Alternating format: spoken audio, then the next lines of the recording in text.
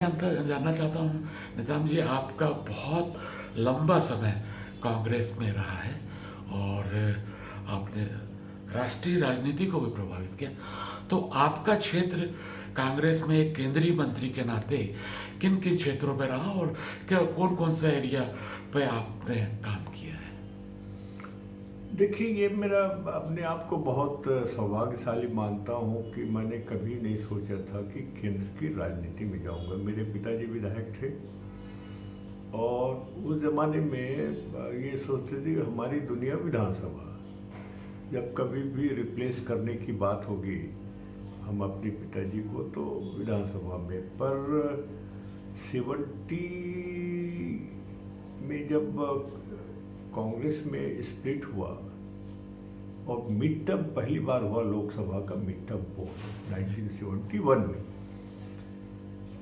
और चूंकि पारिवारिक बैकग्राउंड और राजनीतिक बैकग्राउंड की वजह से उसमें मिड टर्म पोल के लोकसभा लड़ने के लिए मेरा चयन पार्टी ने किया। पिताजी की वजह से और भी बहुत से संपर्क रहे हैं और मैं बाय डिफॉल्ट में केंद्र की राजनीति में गया। और कभी कभी मैं आज भी सोचता हूँ कि ये मेरा डेस्टिनी रहा है, शायद इसलिए। और नहीं तो जो व्यक्ति कभी सोच भी नहीं सकता था कि लोकसभा वो, और वहाँ गया। और जैसा भी एक ओपनिंग राजनीतिक जीवन में या सार्वजनिक क्षेत्र में एक ओपनिंग मिलना चाहिए, वो मैं अपनी लाइफ का बहुत बढ़िया अवसर मानता हूँ कि वहाँ लोकसभा में पहुँचना।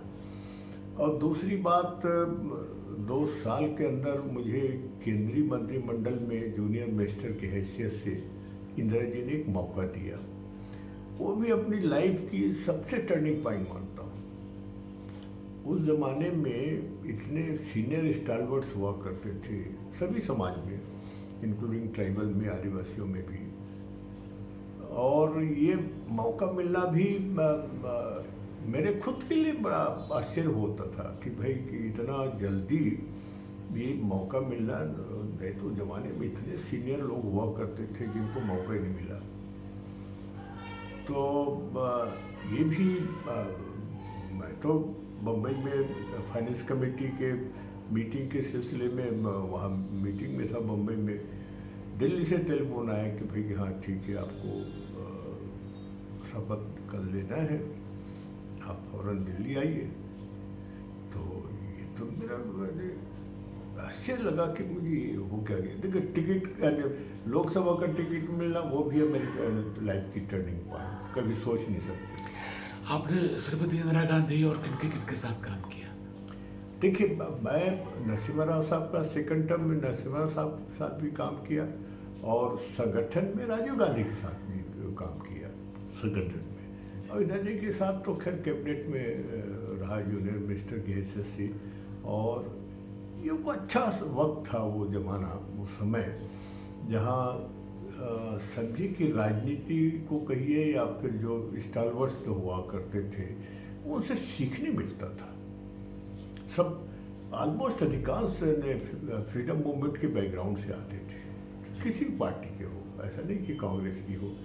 तो उनकी देश के बारे में स्पीच सुनने को जो पार्लियामेंट में मिलता था, गजब कर भर्ती। यानी कभी कभी तो आज लगता है कि भाई उस समय टिकट लगा दिया जाता तो भी लोग आज के समय में टिकट खरीद के जाते सुनने के लिए। वो तो खत्म हो गया। सर, आपने एक बहुत लंबा समय देखा। आपने श्रीमती इंदिरा गांधी से लेकर के और तमाम लोगों के साथ रहे। पहले की राजनीति और आज की राजनीति में कोई बेसिक फर्क आप देख रहे हैं क्या? नहीं, बहुत बहुत फर्क हुआ है, बहुत फर्क हुआ है। मैं एक लाइन में कहना चाहता हूँ, पार्लियामेंट में जब सेंट्रल हॉल में बैठते थे खाली टाइम, तो जूनियर थे, मंत्री भी थे तो जूनियर ही थे उम्र के हिसाब से। तो सीनियरों के बीच के बैठ करके कुछ सुनते रहते थे, कुछ चर्चा भी करते थे। तो उनकी एक निचोड़ में बता रहा हूँ कि हम लोकसभा के मेंबर हो करके सबसे पहले हम देश के बारे में सोचते हैं, फिर अपने बारे में, अपने परिवार के बारे में, जो बहुत कम। अब ये हो गया कि अब जो राजनीति में आ रहा है पहले अपने बारे में सोचता है और बाकी बाद में देश के बारे में। ये एक लाइन में मैं इसको कह रहा हूँ, ये बुनियादी फर्क हुआ है देश की राजनीति में। और मुझे उसका एक कारण लगता है, जब 71 में पार्लियामेंट में गया तो जो फ्रीडम मूवमेंट का जो असर था पार्लियामेंट में हो, इवन ब्यूरोक्रेसी में भी, फिर 1942 के मूवमेंट में तो स्टेट लोग ही शामिल हुए थे ना, उसमें कुछ नौकरी चाकरी में चले गए तो कुछ सार्वजनिक जीवन में आ गए। तो ये जो असर था 1980s 85 तक के, वो चाहे ब्यूरोक्रेसी हो चाहे ये जो राजनीति हो, उसका असर था, वो दिखता था। क्योंकि लोकसभा में जिस ढंग से स्पीच होते थे सीनियर नेताओं के, सुनने लायक होता था, इंस्पायरिंग होता था।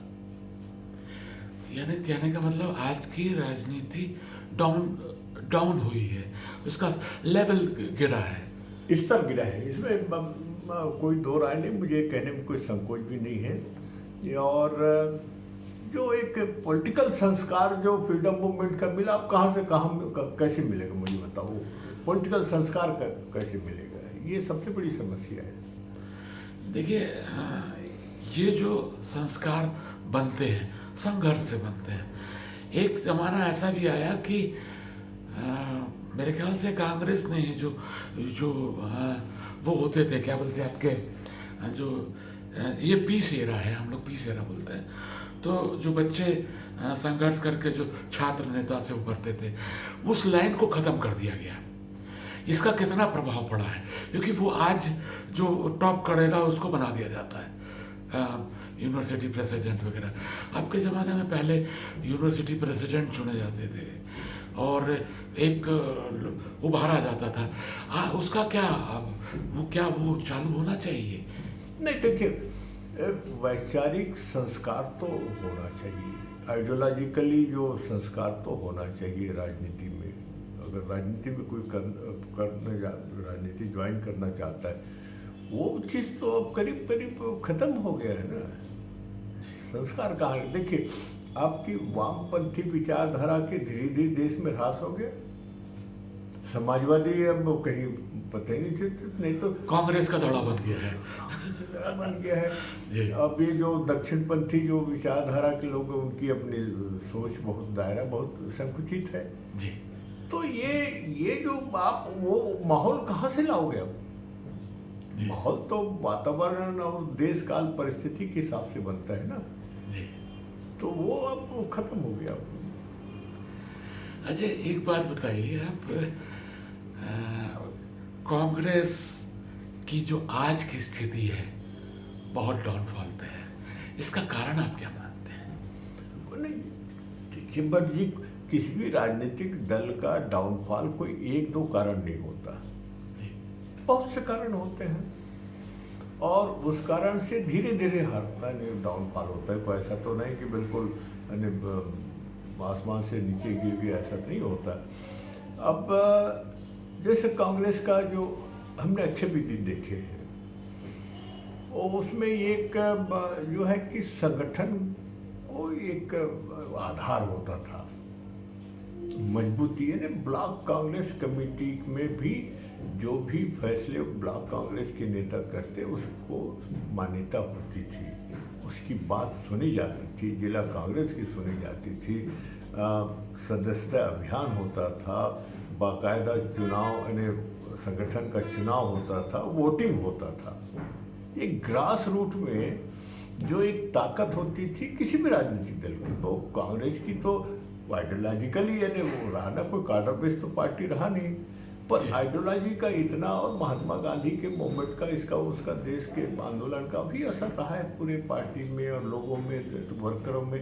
तो वो माहौल तो धीरे धीरे खत्म हो गया, वो जनरेशन खत्म हो गया ना। तो आप इसमें, मैं तो कई बार सोनिया गांधी जी को कहता रहा हूँ कि मैडम आप चुनाव तो कराइए नीचे लेवल के, ऊपर करा देने से वो अब नीचे नहीं कराओगे तो भाई हम तो इतने चुनाव लड़े हैं संगठन और कार्यकर्ताओं के बदौलत लड़े हैं, ऐसा नहीं हम लोग के पास तो पैसा होता ही नहीं था उस जमाने में, पर कार्यकर्ता में जो संगठन है ताकत थी उसकी वजह से अब वो खत्म हो गया।